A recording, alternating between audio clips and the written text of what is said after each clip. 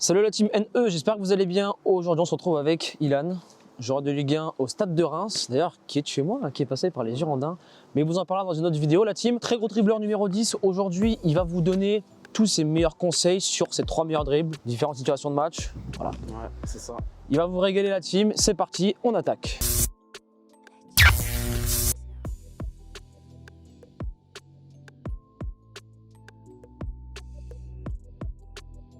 Ok Ilan, ton premier dribble c'est quoi? Mon premier dribble, c'est je conduis la balle, Ok. je repique intérieur et ensuite j'enchaîne par une fin de frappe semelle comme ça. En général, celle-là, elle est vraiment efficace parce que c'est pas un geste pour faire plaisir aux gens ou quoi, c'est vraiment pour amener quelque chose. Et justement, quand je repique intérieur, vu que je suis gaucher, les gens ils ont tendance à croire que je vais vraiment frapper, mais du coup, avec cette fin de frappe, je peux éliminer l'adversaire pour enchaîner par un centre. Ou... J'enchaîne du droit, c'est ça, par un centre et un essayant d'être efficace, et sinon, si je suis devant le but, essayer de frapper. Ouais. C'est le geste que je fais le plus souvent, voire pratiquement au moins une fois par match. Okay. Et en général, il est plus efficace. Ils vont utiliser cette vidéo, les clubs.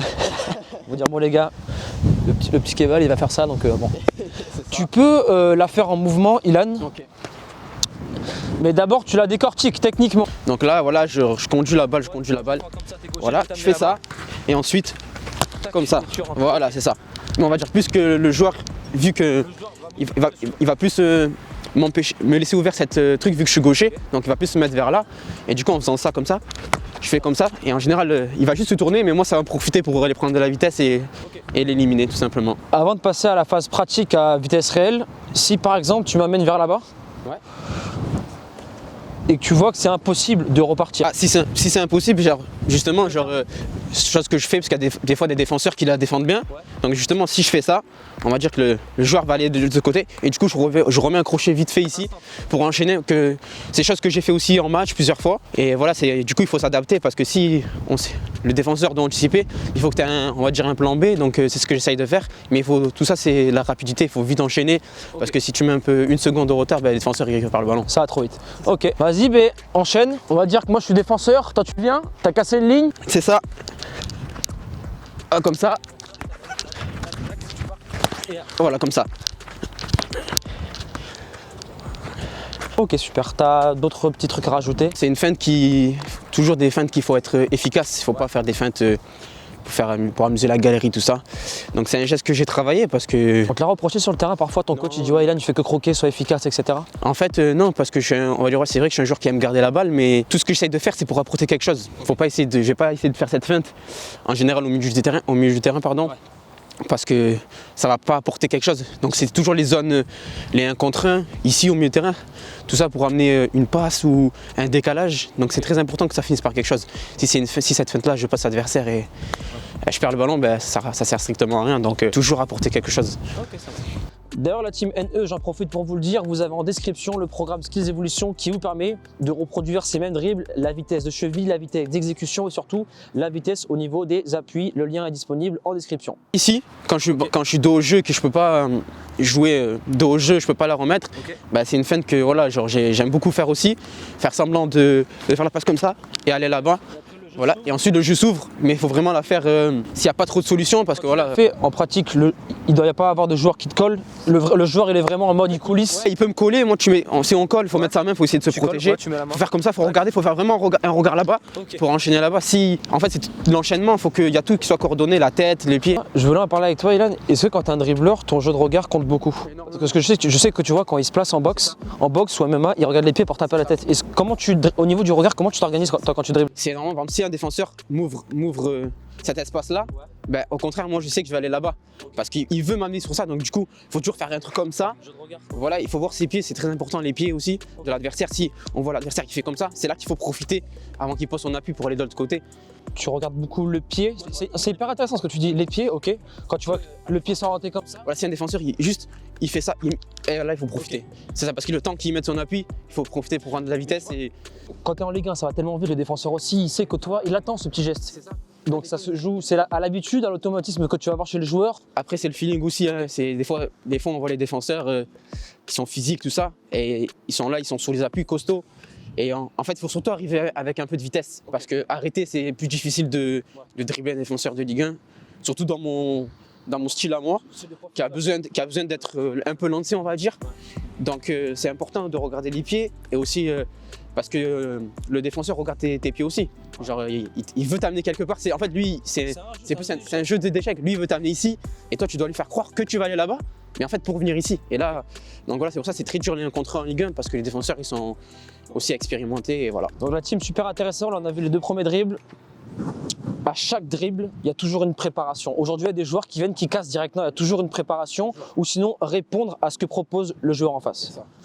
Le 3e, Milan, c'est parti. Le 3e, c'est moi, fin de corps.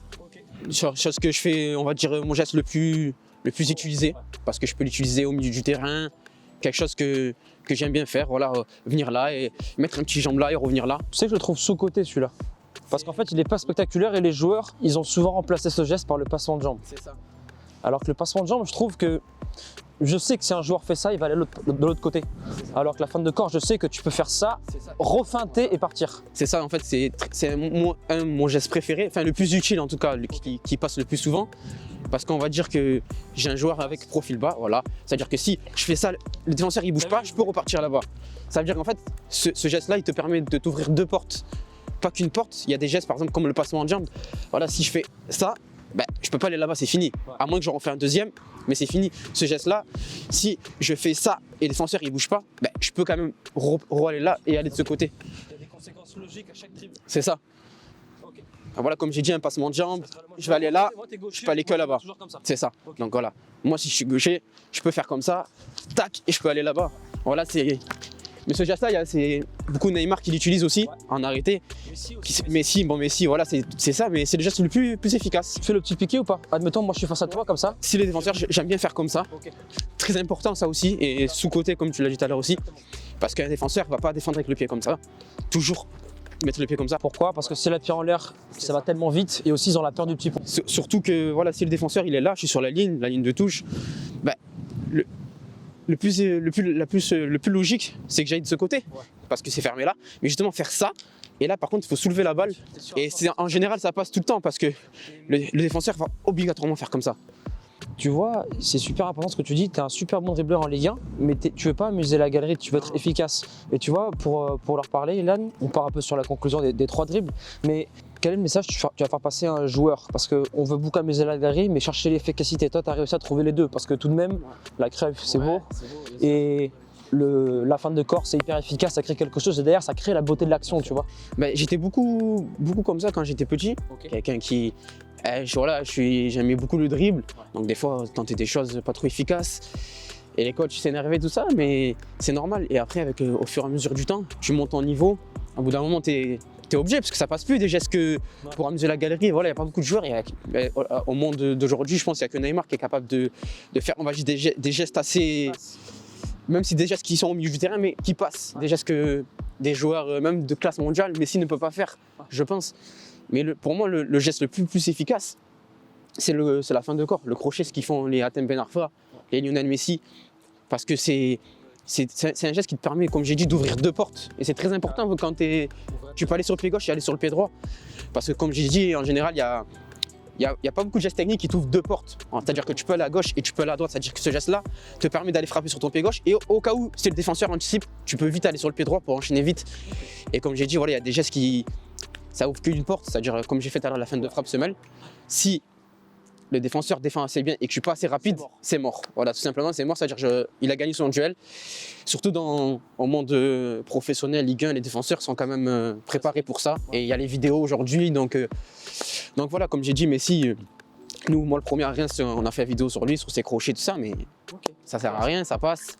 Intéressant, tu vois, et pour conclure la vidéo, Ilan, comment tu as fait pour trouver tes 3 dribbles? Tu les as essayés en match, tu as vu que ça marchait bien parce que tu les kiffes? La fin de frappe semelle, vu que je viens de Marseille et je jouais sur synthétique, c'est sûr que synthétique ça facilite. Et je jouais beaucoup en futsal vu que, comme j'ai dit, j'étais pas en centre de formation en étant petit. Donc quand je m'entraînais 3-4 fois par semaine, je voulais tout le temps jouer au ballon. Donc tous les jours, moi, quand j'avais pas entraînement, je faisais du futsal.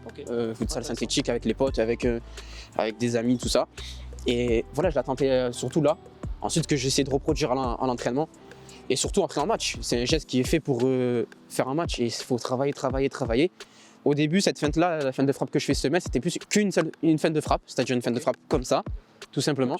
Et en fait, j'ai vu que, à force de faire semelle, la semelle était plus efficace parce que les adversaires pensent vraiment que je vais frapper et en général, ils se retournent tout le temps. Ok. Et en fait, quand ils se retournent, ben, moi, je suis déjà derrière eux. Ok. Donc voilà, c'est une feinte qu'il faut travailler, je pense.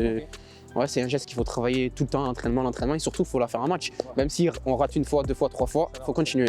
Et après, bon, les deux autres, la feinte de corps, elle est classique, celle-là, elle marche à tous les coups, t'es un provocateur, tu sais que tu dois l'avoir. Et après, la Cruyff, celle-ci, tu vois, elle est atypique, c'est pas tous les joueurs qui la font. Mais tu prends vraiment plaisir à la faire, Parce qu'en fait, celle-là, il faut vraiment avoir le bon moment pour la faire. Par exemple, quand t'es gaucher, il faut être que sur le côté droit déjà, ou même droitier, je pense, que sur le côté gauche. Il faut vraiment être dans une zone, on va dire, inconfortable pour la faire, pas dans une confortable. C'est-à-dire, on a la balle, on ne peut pas jouer dos au jeu parce qu'il y a un adversaire. On peut tout simplement pas faire grand-chose. Et c'est à ce moment-là qu'il faut la tenter pour essayer d'éliminer, pour apporter quelque chose. Okay, donc voilà, c'est une feinte assez difficile quand même. Il y a beaucoup de joueurs qui la font. Ben Arfa, c'est pareil. Moi, c'est celui-là que je pense le plus en France et qui l'a fait bien. Donc, efficace. Bon, la team NE, 3 dribbles hyper efficaces. Ce qu'il y a à retenir, c'est le timing et on s'ouvre toujours 2 portes grâce au dribble, grâce au placement du corps. Après, il y a tout ce qui est une question d'explosivité, etc. Mais bon, ça, c'est autre chose. Ilan, je te laisse le dernier mot. Ben, merci à toi, merci à vous. J'espère que ces gestes vous auront plu et que voilà, il faut essayer de les reproduire en match et les faire à l'entraînement. Et j'espère qu'ils pourront vous être utiles. Et surtout, la team, regardez Ilan en Ligue 1, Reims. Là, ça se passe comment là? Un peu difficile, on avait bien débuté, moi aussi. Et là, voilà, avec l'équipe un peu difficile en termes de résultats, en termes de jeu aussi. Donc voilà, ça bosse, c'est ça, il faut repartir. Ça va revenir le boulot.